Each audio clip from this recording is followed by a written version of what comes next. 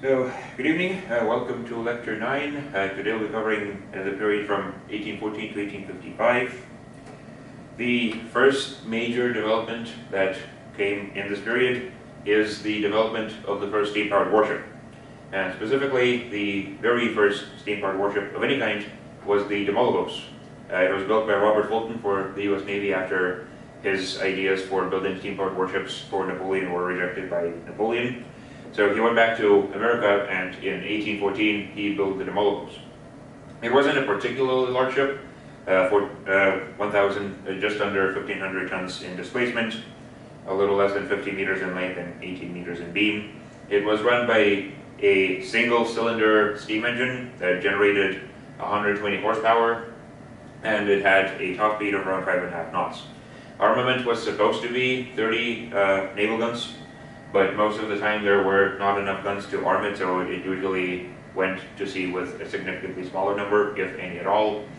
The armor for the ship was made out of essentially wood, 1.5 meters in thickness, which was a very adequate amount of wood to protect the internals from pretty much anybody afloat at the time. And the most innovative thing about the Demologos is where Fulton decided to put the paddle wheel. Because the paddle wheel at the time was still considered to be the best way to run a steamship, and Fulton realized that if you have paddle wheels on the outside, the moment they get hit by a cannonball, the paddle wheel will be destroyed and the ship will be dead in the water. So instead what he did was he built the ship as a catamaran with a paddle wheel on the inside. And the paddle wheel was protected from above by a superstructure. It was protected from the sides and the front by the ship itself. So, if anything, the paddle wheel would have been the very last thing to go on the ship. Unfortunately, this particular vessel was never used for anything, because after Robert Fulton built it, within just a couple of years, he himself passed away. So it was mostly sitting in New York Harbor on storage until a sailor went down into the deck and into the powder magazine with a torch, and the ship was no more because the entire magazine went up in flames. But it was the first experiment with trying to put a steam engine onto something that would be a weapons platform, and in fact this is the first fully developed and operational, or very briefly operational, weapons platform in history. After the Demologos, people sort of stepped away from building warships powered by steam for a little bit, but they kept on developing steam power in general. So the SS Archimedes, which was basically a liner, was the first ocean-going ship propelled using a screw. Earlier, screws were used on very small experimental boats. This was the first major ship to have a large-scale screw. It was launched in 1838, 38 meters in length, 6.7 meters in width. Power was provided by two engines, each of which generated 30 horsepower, and it was propelled by a single helix full-turn screw, so that means that the helix was continuous throughout the entire screw, and it made one complete turn of 360 degrees along the length of the screw. And while this screw type was not, or it turns out is not the most efficient, this was the best that naval engineers could come up with at the time, so it was used for the Archimedes.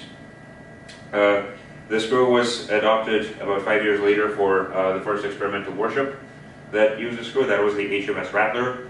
It was launched in April of 1843. The displacement of this one was just under 900 tons, length under 60 meters. Power was significantly greater at 437 horsepower. The armament for this ship was 8 32-pounder guns along the broadside and a single 8-inch gun on a swiveling mount up in the front of the ship. At the exact same time as the Rattler was launched by the British, the Americans launched their own experimental screw-propelled warship, the USS Princeton. So both of these were launched within just a few months of each other, between April and September of 1843. The Princeton was a little bit larger in displacement, but a little bit shorter, and unlike the Archimedes and the Rattler, it was propelled by a screw which had 6 blades instead of just one continuous screw along the entire length of the screw. And this one was specified at 4.3 meters in diameter, so this would have been significantly larger than what was mounted on the Archimedes, and I believe also larger than what was mounted on the Rattler. Armament for this one was somewhat less than on the Rattler or on the Demologos, at just 12 carronades carronades were relatively short guns that would typically be mounted on the top deck and intended for close range fire rather than any sort of long range engagement.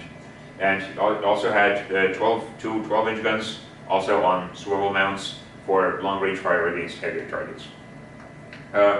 The Princeton was involved in an incident in 1844 where it took a number of politicians, including the then current US President, onto a pleasure cruise, and the captain of the ship decided to show off the capabilities of these new gigantic guns. And on the first few times that the guns were fired in salute, everything went well, but then when they decided to fire them one last time, one of the big guns burst, and the explosion killed the Secretary of State, the Secretary of the Navy, the Chief of the Bureau of Construction, the captain of the ship itself, and about 20 people were injured. The president at the time was a deck below, and there are reports that right after the explosion he was one of the first to rush in and essentially provide aid to the people who were on deck. But it led to a number of changes. First of all, changes in policy for the Navy in terms of demonstrations to either visiting dignitaries or just demonstrations in general and improved safety regulations. And in terms of engineering, it led to a few designs which we'll cover in the next lecture, which essentially looked at how do you make sure that a cannon is stiffer in terms of the material that it's built out of. And the solutions for that were essentially better metallurgy, better casting processes, and other specific details which we will cover next lecture. In 1845, the HMS Rattler, the British ship, was involved in trials against a ship with paddle wheels. The paddle wheel ship was the HMS Selecto, and these involved a series of races which were won by the Rattler every single time.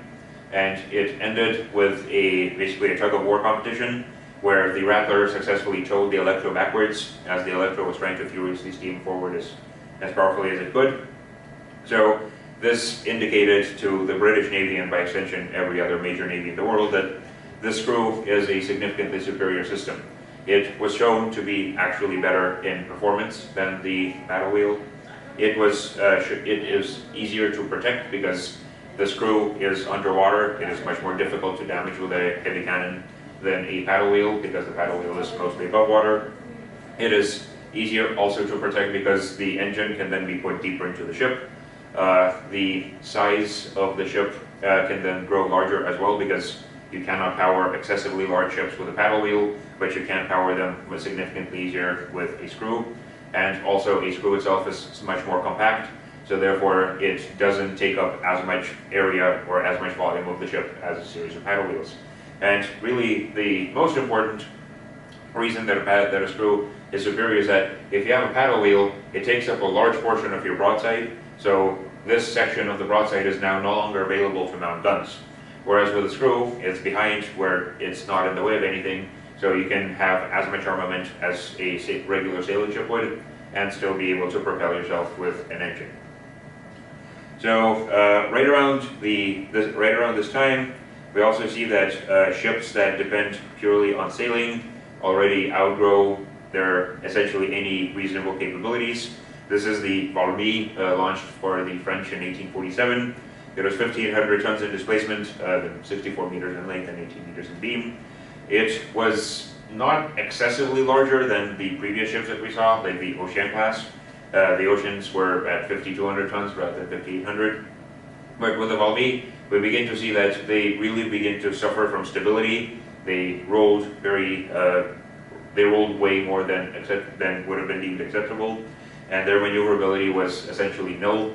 So, in fact, during the Crimean War, in order to be able to bombard the fortifications in Crimea, they had to be towed into battle by actual steamships and then be used as just floating gun platforms. So, with ships like the Warships and a few other ships that were launched by the British and the French and a few other nations, we see that the purely sailing ship of the line has really reached its maximum capability already significantly before this, and now it's on the way out being replaced by steamships. But on the steam power front, in 1850 we see the first dedicated steam-powered ship of the line. So this was the French, the Napoleon, a little bit smaller than the Warships at 5,100 tons, and then around 80 meters in length and 20 meters in beam. It was given a set of sails so that, if necessary, it could sail back home, but it was also provided a 960 horsepower engine which drove a screw. So this is not only the first steam-powered full-size ship of the line, but also the first time that a screw was used for a ship of the line, or anything as large as a ship of the line as well. It was armed with 90 guns on 2 gun decks, and it was also used in the Crimean War. In fact, this was the ship that had to tow the Valmy into bombardment position at the battles of Crimea.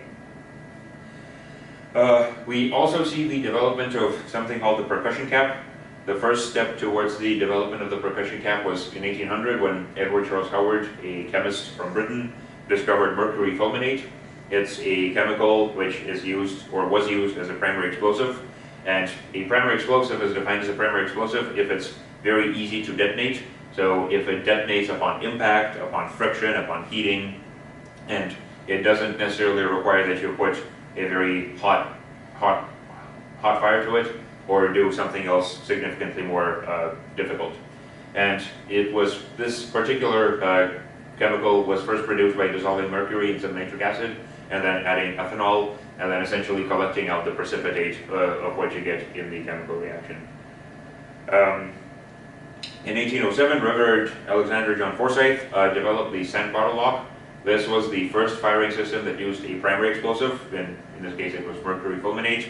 All earlier firing systems used just a flash pan with regular gunpowder, which was lit either by sparks from like a flint, or by an actual fire, like we saw with the matchlock. This was the first time that a gun was fired because it was because the explosion was started by a primary explosive. This was also, in a sense, the first prototype percussion system which used the impact as the only thing that starts the explosion, because a primary explosive such as mercury fulminate only needs a little bit of an impact to start exploding. And in the case of this particular mechanism, our Reverend Forsyth developed it for hunting, because he realized that when he had his flintlock musket, when he fired the musket, the sparks went into the flash pan and released a little bit of smoke. And the ducks that he was hunting, they noticed that smoke and they began to fly away, which means that by the time the bullet actually left the barrel, the duck was already either airborne or not exactly in the same place where it was at the time he was beginning to fire. So what he decided he needed to do is come up with a system that would take away that first warning sign with the flash of smoke from the flash pan and have a bullet come out of the gun immediately upon firing. And he developed this, which then led to essentially everything, including modern percussion systems that you use on all modern firearms. In 1812, François Prélat and Jean-Samuel Pauly developed the first unitary firearm cartridges. This is the first time that a handheld firearm was loaded with just a single case of both the gunpowder and the bullet.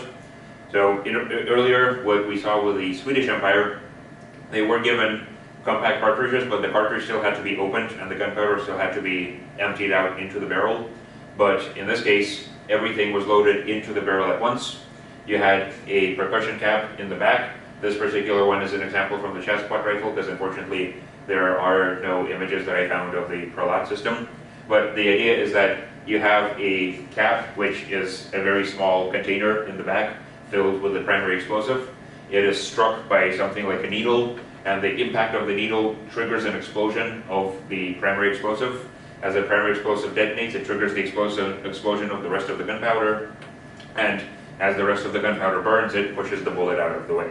So most modern ammunition for rifles and pistols works on this exact principle, and in 1812 was the first prototype that put together the percussion cap, the gunpowder, and the bullet into a single package, and it used a unitary cartridge.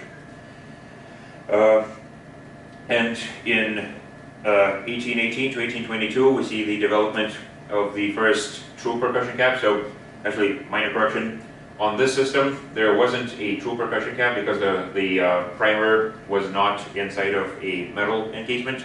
It was just inside of a small paper encasement. In 1818 to 1822, a number of engineers developed the true percussion cap, which has the primer in an actual metal cap. And there's a number of significant figures who were involved with developing this.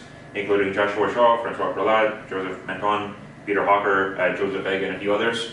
And unfortunately, the development of the percussion cap was a little bit difficult because there were a lot of conflicting patents and lots of lawsuits between all of these people and essentially each other, because they all took ideas that each other had and then tried to use them to make more effective systems.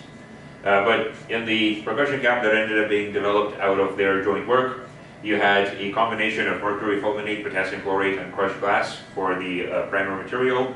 It was held in a small cap at the base of either a cartridge or at the base of a flat pan, and by the way that it was shot is a hammer came down and crushed the percussion cap. That sent an explosion into the gunpowder that was inside the rifle, and that fired the bullet. This system that was developed did not use a unitary cartridge, just like we saw earlier, but it is the first time that percussion caps begin to be widely used by various, mostly private individuals. So that led to eventually a greater adoption for the percussion cap used inside of a round as well. In 1829, we see the development of the first centerfire cartridges, developed by Clement Potet, and in this case, what you have is a, just like I mentioned, a cartridge for the bullet with a central container for the primer. The primer is struck by a needle, and the impact of the needle detonates the primer, and that detonates the rest of the gunpowder inside of the cartridge. In 1845, we have a different type of cartridge developed. That's the rimfire cartridge. In this case, the entire bottom of the rim is filled with the primer, and instead of striking exactly at the center, the high pressure needle hits, or the needle hits some part on the rim and crushes the rim, and then that fires the gunpowder that is inside the cartridge. The differences between these is that a rimfire cartridge, it's cheaper to produce because you can use thinner metal, but unfortunately it isn't so useful for high pressure systems. Okay. I seem to have switched up the details on this a little bit. So a rimfire system has to have thin metal, so because it needs to crush the rim itself, and because of the thin metal, you cannot use this with a high pressure system. So by necessity, you have low muzzle velocity with a rimfire system, but it's cheaper because you can use less metal for each individual cartridge. With the centerfire system, you can go for significantly higher pressures inside because it's made out of much sturdier material, but it's also slightly more expensive. But in terms of use for military purposes, it's almost always centerfire once it became widely used and widely adopted across the world. In 1824, we see the development of the first prototype bolt-action firearm by Johann Nikolaus von Dreyse, and in 1836 he was able to perfect his design and make it more reliable, and in 1841 it was adopted for service with Prussia. In this case, he started development of the bolt-action rifle because he owned a company that produced percussion caps, and he wanted to come up with a system that would be more reliable at using bullets fitted with these percussion caps to fire the rifle. And in this case, he had a long needle that struck a percussion cap mounted in the front of the gunpowder. The firing pin was driven by a powerful spring in the back. The cartridge that held the gunpowder itself was made out of paper. So as the needle went through, it went through the paper through the entirety of the gunpowder and then hit the forward-mounted percussion cap. The reason for the forward-mounted percussion cap rather than backward-mounted, as you see on almost every other design, is that if the explosion of the gunpowder begins from the front, then it burns backwards and you don't lose any gunpowder by being blown out of the barrel. If you have low-quality gunpowder, which burns very slowly, and you have a percussion cap in the back, then the explosion of the gunpowder in the back blows out the gunpowder in the front, and you're essentially losing gunpowder and losing power off that you could have used for your bullet. Also, the bullet that he used with this was conical. This was one of the first conical bullets that was used for any sort of real rifle application. The initial guns that he prototyped were muzzle loaders because those were a lot easier to build and produce. But the final version and the version that went into service was a breech loader. And in 1866, at the Battle of Königgrätz, This rifle was instrumental in helping Prussia win a major battle. It was the first, it wasn't the first time that a bolt-action firearm was used, because the needle gun was used in 1849 at some small-scale combat. However, this was the first major battle that was won, and the main reason that the needle gun helped the Prussians win this battle is that it had significantly higher rate of fire than the muzzle-loading flintlocks that were still used by I believe the Austrians in this case. So the Dreyse Nadelgoer gave the soldiers who were well trained in using it around a firing rate of 6 rounds per minute, because all they had to do was open the bolt, put in another cartridge, close the bolt, and fire. The older muzzle-loading flintlocks, first of all, you needed time to force the cartridge or force the bullet down the barrel. Second of all, you needed to put the gunpowder into the flash pan, so overall firing rate was much lower, around 3 rounds per minute. So right around the development of the bolt-action rifle, we see the development of the first modern bullets as well. Earlier ammunition that was used in firearms was typically small balls of metal, but in 1823, a certain Captain John Norton of the British 34th Regiment stationed in India designed the first essentially modern-looking conical bullet. It had a hollow base, and the hollow base was designed so that when the explosion of the gunpowder happens, it expands the base so that it seals the bore, and the bullet doesn't have any gases escaping past it, so it takes advantage of all of the propellant and is able to achieve a higher muzzle velocity. The idea that he got for this apparently came from ammunition that was used for blowguns in India, where the natives would use a little bit of a soft elastic material around the base of their ammunition for the blowgun, so that when they blew into it, the soft material expanded and sealed the bore. So he essentially copied the exact same material, and in order to make sure that the bullet was soft enough so that it can catch the pressure of the explosion and expand out, he made it out of lead. In 1836, William Greener took the Norton bullet and improved it a little bit. He added a wooden plug to the base of the bullet, so that when the gunpowder exploded, the wooden plug, which had a tapering end, was forced forward into the bullet, and that forced the bullet to expand more effectively. So this was a significantly more effective method to seal the bore. However, unfortunately, neither the Norton bullet nor the Greener bullet were adopted for use by the British Army, because they thought that it was essentially just a waste of time, and nobody could ever possibly want to have such complicated bullets. But the idea was adopted by a French engineer called Claude Etienne Mini in 1847, and he took the Greener bullet design and improved on that, and that became the Mini ball. So if you read books about the Civil War, you hear the Mini ball. This was the Mini ball. He used an iron cap at the base rather than a piece of wood to expand the base, so it was a little bit more effective still. The bullet that he developed was slightly undersized to the barrel, so that you could easily load it into muzzle-loading rifle guns. And in this case, if the bullet is undersized, then essentially just slip it down, because there's very little friction against the wall of the bullet. So, but it helped, and because it was significantly easier and faster to load this, it helped rifle firearms become more adopted, because earlier, in order to force a bullet down, you essentially had to force it with so much strength you cut your own grooves into the bullet. But in this case, the bullet was undersized and the grooves were cut when it expanded out, so you could load it significantly quicker and easier. And in 1855, this became the first mass-produced conical bullet adopted for use with the French Army. And because of all these things, the Mini ball was a much more effective weapon system than the earlier musket balls. It had higher muzzle velocity because the base expanded out and sealed any gases that would have escaped past a musket ball. It had greater range, both because of the higher pressure that it was able to catch and the rifling of the gun. And in addition to that, it also had these grooves cut into the base of the bullet. These are called Temisier grooves, after a French engineer who developed them in 1842. What their purpose was to increase the resistance of the air behind the center of mass of the bullet. And if you increase the air resistance, then the bullet doesn't wobble in the air quite as much, so it flies more straight and farther. And it sort of acts like the tail feathers on an arrow, where the tail feathers stabilize it so the arrow is able to fly farther without beginning to tumble.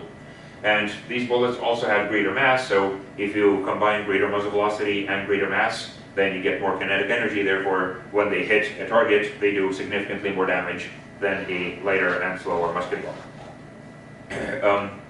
On the side of artillery developments, in 1853, the French developed the Canonnier de Campagne, the 12 levers, essentially the 12-pounder. This was the first widely used and widely adopted all-purpose field gun and field howitzer. Earlier, typically field guns would be given solid ammunition, and howitzers would be significantly shorter in barrel length and given canister ammunition. This gun was built as a field gun, but it was able to adopt and use every available type of ammunition, so that included solid cannonballs, explosive shells, grape shot, and canister shot. The difference between grape shot and canister shot is that in grape shot, the blocks are like small cannonballs on the order of an inch or two in diameter, and in canister shot, they're more like small musket balls. But both grape shot and canister shot are basically an oversized shotgun effect. And once this gun was developed and adopted, it replaced pretty much every single field gun and field howitzer that was in French service, because it could do everything that all of them could already do and do it much more effectively. It was safer and more reliable to use because it was built using improved methods. It had a lighter and more mobile carriage, and it had adequate performance against pretty much any type of field target. So if you were trying to fire into a fortification, you could use a cannonball. If you needed to fire over a wall and into a city, you could use an explosive shell. If you needed to fire into a formation of infantry advancing on you, you could either use grape shot or canister shot.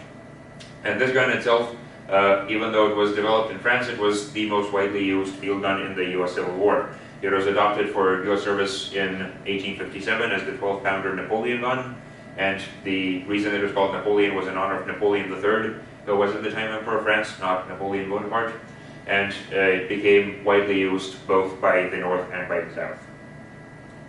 In 1824, Joseph Paysan developed the Paysan gun.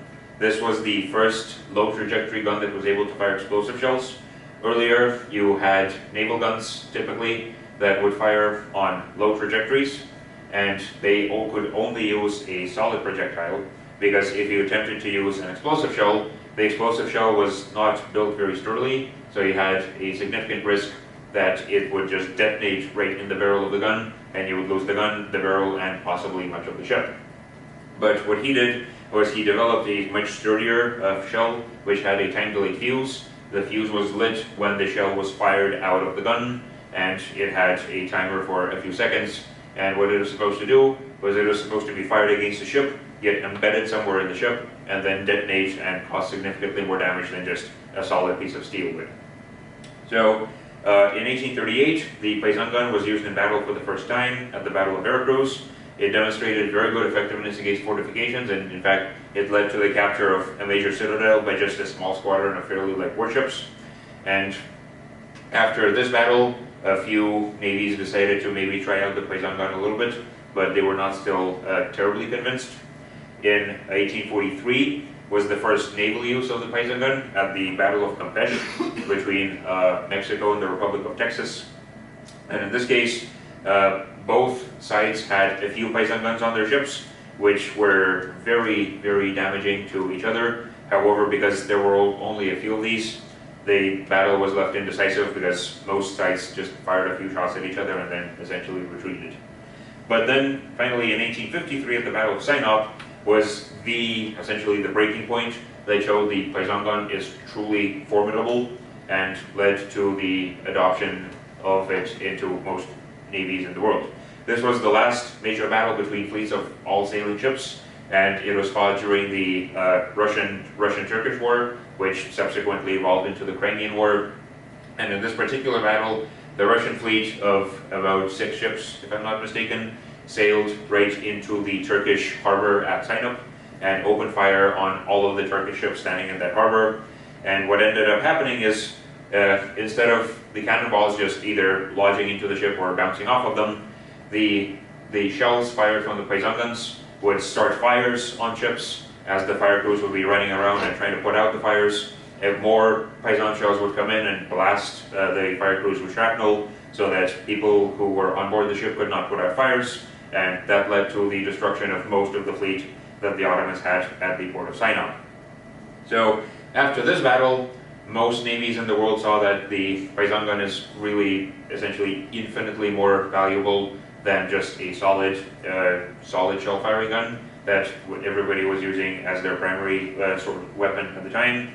So they adopted it as their new weapon for the Navy, and also began to look for improved protection solutions, which ultimately, as we'll see in the next lecture, led to the introduction of the first metal armor on warships. Also, right around this time, we see development of breech-loading guns. Technically, breech loaders have been around for quite a few centuries by now. Early breech loaders were prototyped as early as 1370, and most of these were breech-loading swivel guns, which were light guns, maybe 2-pounders for their ammunition, that were mounted on a swivel, either on a ship or on a castle wall for defense. And when these things were operated, they were loaded with a separate chamber that had a handle, so essentially looked like an oversized mug. The chamber would be pre-packaged with gunpowder and the shell, and lowered into its little container in the gun, and then fired out, then taken back out and reloaded. So these guns had much better rate of fire than their bigger cousins, but because of the complicated, because of the need for tolerances and complicated machining, as well as the need for removing the container for the gunpowder and the shell between every single shot, they were limited to very light guns. You could not make a heavy gun that had such a system because nobody would be able to operate it. The first real modern rifle breech loaders came in the 1840s with Martin von Wartenhof. He had a proposal that he drew up in 1837, prototyped the gun finally in 1840, and this was adopted for limited service in 1854. In this case, a cylindrical breech plug, which essentially just went into the back of the gun and closed it as a regular plug, was secured in place by a wedge. Unfortunately, I was not able to find an image of how that wedge was supposed to be secured, but this was the first time that a breech loader was given a plug that closes the back of the gun just by itself. And then in 1832, Giovanni Cavalli was a Sardinian officer. He came up with an idea for a breech loader as well, but he was not given any funding until the Sardinians heard about the developments of von Wanderhoff. So in 1846, he was sent to work together with Wanderhoff, and they built together a new type of gun, which is illustrated here. This was based on the breech loading and breech sealing mechanism developed by Wanderhoff, and the rifling ideas developed by Cavalli. And what you see on this diagram is the breech where the seal would go into the back, the rifling along the side of, along the barrel, and the projectile, which were developed by Cavalli, were given a lead coating. The lead coating was there so that it could be a little bit of deformable metal, which could be deformed when the round engaged the rifling and spin the round as it came out of the barrel. Modern times, we do the exact same thing with having a little bit of a copper ring around the round, but with these ones they were prototyped with just lead. And after they showed that these were incredibly effective, these guns were adopted for essentially experimental purposes with a couple of nations, but didn't really come into wide use until a few decades down the line. In 1849, an American engineer, I believe by the name of Ben Chambers, came up with the idea of the interrupted screw. In this case, the idea is you have a screw, but the screw doesn't have a continuous spiral, but rather a spiral which has been filed down in some sections. And what it allows you to do is it allows you to push the screw in when it is not engaged to the counter screw on the other component, and then by a partial turn you seal the block. So the idea came from the fact that if you want to have a good seal, one of the easiest ways to make sure that you can take it in and out is to screw it in. But if you want to make sure that you have a significant strength for your seal that's not going to be blown out by the explosion, you need to make sure that your seal has many windings, so you have to screw it in many times, and that takes a lot of time. But if you interrupt your screw on both the screw side and the nut side, then you can put it in and just do a partial turn, which automatically engages all of the screw, all of the length of the screw, and then you both get the seal, and you have very easy and fast method to open up your breech, put it around, close the breech, and then be ready to fire the next shot. During this time period, we have some further developments in electricity. In 1825, William Sturgeon came up with the first electromagnet. In this case, it was basically just a series of a coil wrapped around a central iron core. As current is passed through the coil, it generates a magnetic field, and the iron core basically acts as then a large magnet which has a temporary magnetic field around it, or being produced by it.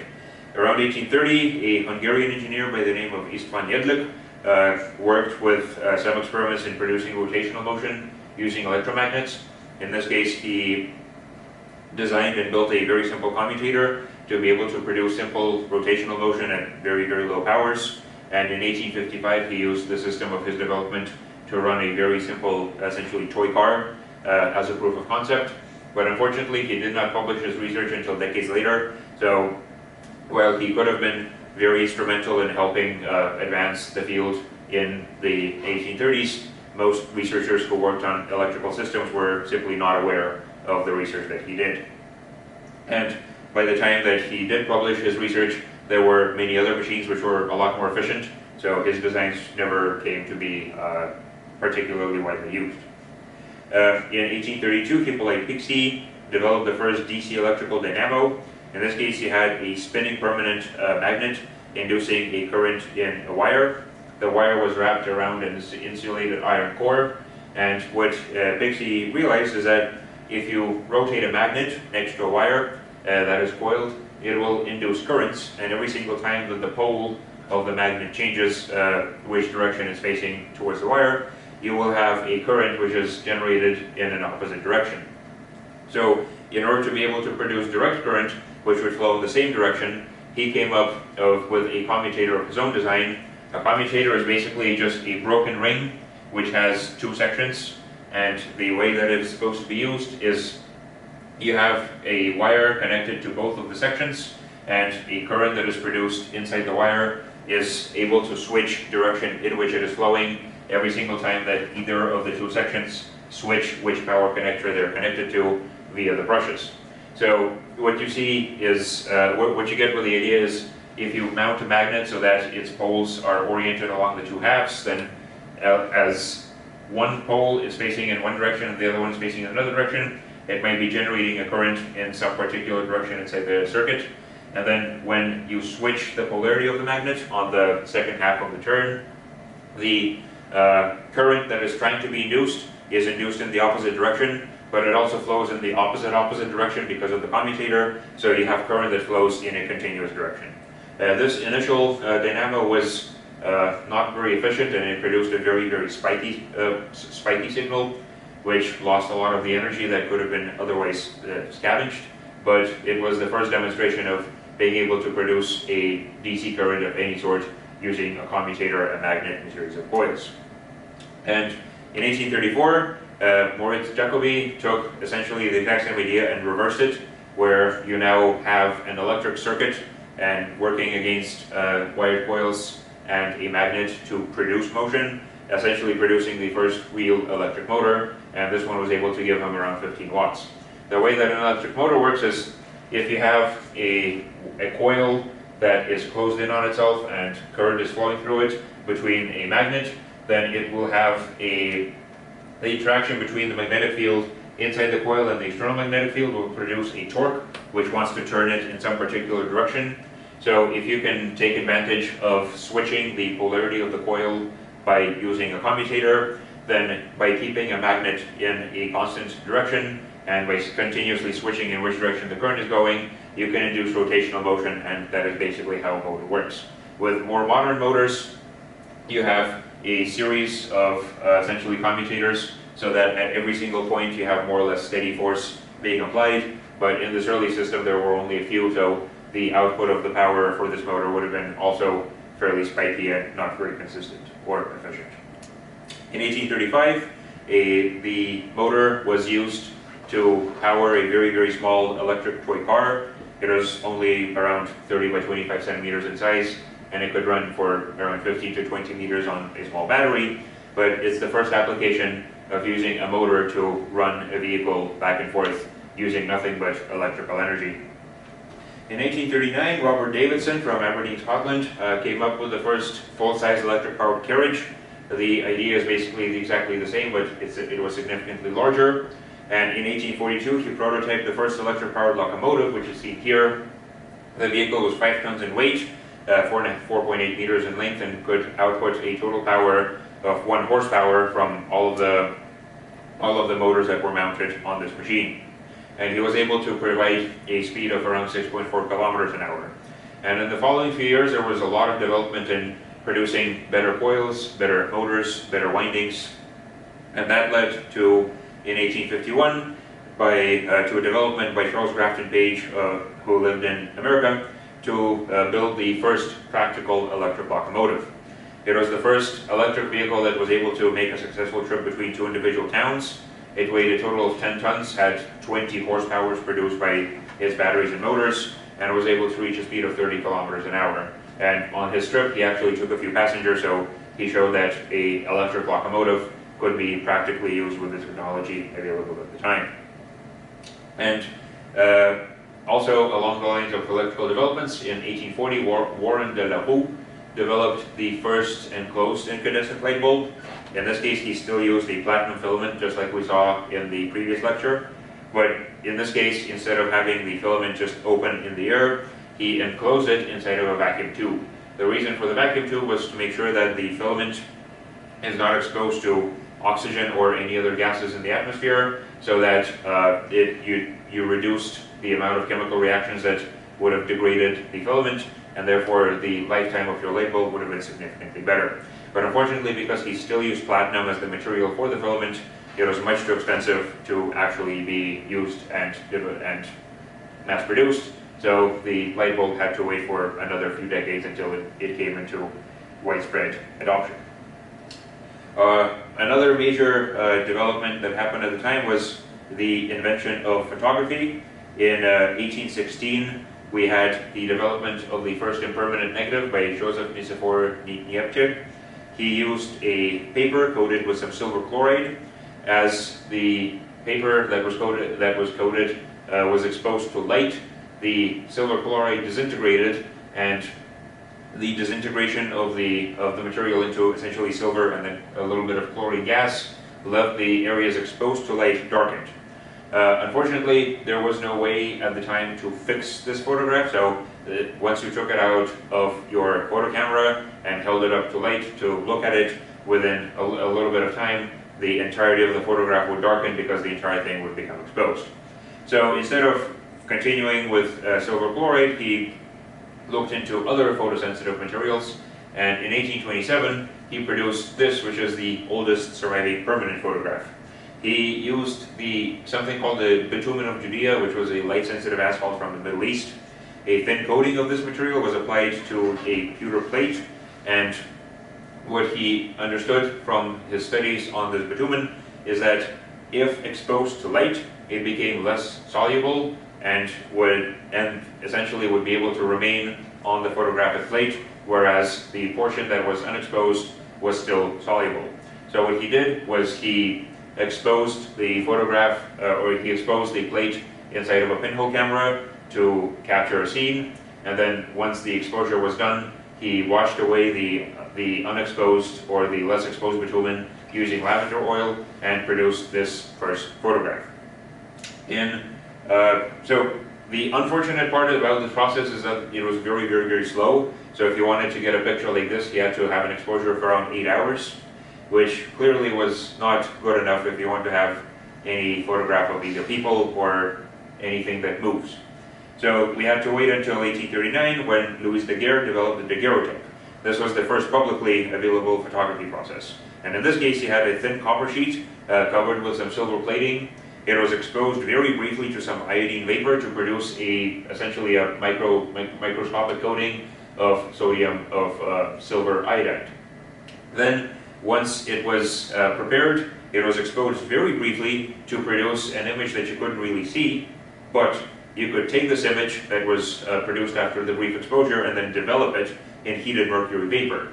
And the heated mercury vapor would essentially bring out the dark and the light regions more effectively, and you would have an image that you could actually see and observe. And then once it was developed using mercury vapor, it was fixed so that no other part of the image becomes overexposed by washing off the remaining sodium iodide, which wasn't exposed, with just some heated salt water. And in 1838, with the prototype system for the daguerreotype, Louis Daguerre took the first image that we have of a person. In this case, the image still took a few minutes to expose, but significantly less than 8 hours. And in here we see a single person down in the corner who was getting his shoes shined by a street shoe shiner. So we get the first photography of people, starting with the daguerreotype and the first portraits and the first, essentially, photographs of pretty much anything. In 1847, we have the first military photograph. That was a daguerreotype taken by an unknown photographer of U.S. Army staff and generals, led by General Wool in Saltillo, Mexico, during the intrusion into Mexico.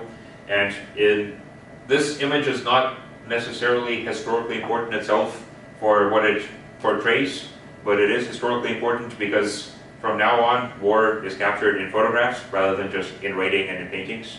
So after 1847, we have much more data and much more information available about the way that war is conducted, the way that military operations are carried out, what types of equipment is available, and so on and so forth. Also related to photography, but not photography itself, in 1842 we have the cyanotype discovered by Sir John Herschel. In this case, a solution of potassium ferricyanide and ferric ammonium citrate was applied to some paper, or really almost anything else. It could be applied to cloth, to silk, to anything that would be able to absorb a little bit of it into itself. And then once it was absorbed into your material and then dried out, the image that you wanted to copy was placed over it, and usually, because most images or blueprints or diagrams were drawn on paper, the paper would be semi-transparent, especially to ultraviolet. So the whole thing would be exposed to ultraviolet light as a contact print. So you'd have the image that you're copying immediately on top, ultraviolet light shining through the image onto the solution inside of your second paper. And then once the solution was exposed, it produced an insoluble material called ferric ferrocyanide, which was blue in color and called Prussian blue, whereas the part that was underneath the dark, thick lines that were not, which were opaque to ultraviolet, was left white, because in those areas it was not exposed, so you did not produce the Prussian blue. And then once you were done with the copying process, the remaining unreacted solution was washed out just using some water. So this was a very cheap and easy way to replicate technical drawings, because you did not have to have a person just copy everything hand by hand. You just made a copy of the entire drawing in just a single exposure. And the reason that these are called blueprints is that the majority of the image would have been blue because of the material that is produced. So you literally had a blueprint coming out of the process. So this was instrumental in a lot of engineering, because now, instead of having to distribute hand-drawn copies of every single schematic that you produce, you just produce a single schematic, make a whole bunch of copies using this easy process, and then you can distribute them to all your factories, to all of your facilities, and so on and so forth. And the last major development in industry, which subsequently was instrumental for warfare, was improving communications, and specifically the electric telegraph. In 1816, Sir Francis Ronalds developed the first working system for an electric telegraph. In this case, he just used static electricity, and he had a number of electric lines connected to little dials with numbers and letters on them. And electric impulses he would send from point A to point B would turn the dials until they showed the exact same thing on both sides. Unfortunately, even though he showed that this system works really well, when he suggested it to the Royal Navy, they rejected it and told him that they would never need such a system for anything. So the telegraph at this point was not adopted and was just left as a curiosity. In 1832, Baron Pavel Schilling, who was working for the Russian Tsar, developed the first telegraph based on an active current rather than just static electricity. In this case, he used a galvanometer, which is just a current detector, and the current detector has a needle which deflects to a certain degree under a certain applied current. So what he did was he set up a number of galvanometers and had each one of them connected by wires to a different set of galvanometers, and the amount of current that you wanted to put along each of the wires could be controlled by a series of keys. The concept was pursued in the Wheatstone telegraph, where you essentially have a bunch of needles that point towards different letters, and by sending a signal of certain voltages or certain currents along the telegraph connection, you could force these needles to point towards certain letters, and you could spell out a message using several letters at once. The system here is the Coke and Wheatstone telegraph. This was the first commercial electric telegraph, and it was used for a few years in Britain. And in this case, eventually people removed the plate that had the letters, and telegraphists just learned to remember which orientations of these needles indicated which letters were being used. In 1838, the real, more popular version of the telegraph, the Morse telegraph, came into use. In this case, instead of using needles, it just had a stylus operated by an electromagnet, and it was brought up and down to leave dots and dashes on a continuously moving paper tape. In order to send messages down this telegraph, they had to come up with the Morse code so that you could encode every single letter and number as a series of dots and dashes. The first experiment by Morse was in 1838 across 3 kilometers. By 1844, he connected it across 71 kilometers and was able to send messages. And by 1861, the west coast and the east coast of the United States was already connected by the telegraph, and there were a number of telegraph lines erected in major cities. And this essentially began the era of massive personal communications across the electric medium rather than just letters sent by horse and foot. And a little bit on aerial developments of the time. In 1852, Henri Giffard had the first powered or controlled flight, or both powered and controlled. He flew for 27 kilometers in an airship of his own construction, and over the flight, the airship showed that it was very maneuverable and relatively easy to control. The Giffard dirigible was a hydrogen-filled airship, which had a 3 horsepower steam engine on board. The steam engine had a downward pointing funnel so that you do not heat up your hydrogen balloon and blow it up right above yourself. It was fitted out with one of the first propellers used for experimental flight applications, and the airship was fitted with a vertical rudder in the back so that you could turn it essentially just like a ship in the water. And in 1853, we have Sir George Cayley, who was generally considered to be the first true aeronautical engineer, develop a full-size glider that was able to carry a pilot. He started out experiments with gliders in the 1800s, and in 1804 he flew his first model glider. By 1808 he developed the first wire wheel in order to make his model gliders lighter and easier to fly. And in fact, the wire wheel that he developed are still used in applications like bicycles and various light vehicles today. And over the following 50 years, he essentially built gliders which were heavier and larger and could carry a significantly greater payload, until in 1853 he built the first glider that was large enough to carry a person into a short-range flight. There are some reports that a few years before this he had a glider which was flown experimentally by a very small boy, but those may not necessarily be 100% true. So the first flight that is actually recognized as a human flight on a non-air or on a heavier than air vehicle was in 1853.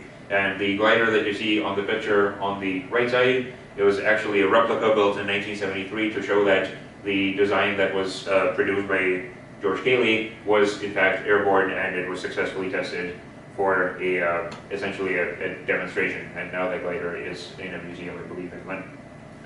And for one more development for the period, we have the development of vulcanized rubber, which was independently discovered in 1844 by Thomas Hancock in Britain and Charles Goodyear in the United States. The way that you vulcanize rubber is you heat it with some sulfur vapors or some different curing agent, but initially it was sulfur. And what happens is, as the sulfur enters the rubber, it increases the cross-linking between individual polymer chains. And as you increase cross-linking, you increase the tensile strength, because now there's a lot more microstructure that is holding the rubber together. you increase the resistance to deformation as well as the resistance to water, and the rubber is now able to be deformed to a much greater extent and then spring back to its original configuration. It is more resistant to oxidation and abrasion. It is more useful at lower temperatures and higher temperatures because the cross-linking essentially makes it more rigid on the molecular scale, so therefore it doesn't fall apart quite as easily at high temperature, or it doesn't crack quite as easily at low temperature. And essentially what the process of vulcanization did was it pushed rubber into becoming a very important material for almost every major industry. It replaced leather and machine parts, especially important for high-pressure seals and things like steam engines. Because it was superior to every other available polymer, it began replacing components such as bellows or various soft components that you would need to cover and coat certain piping.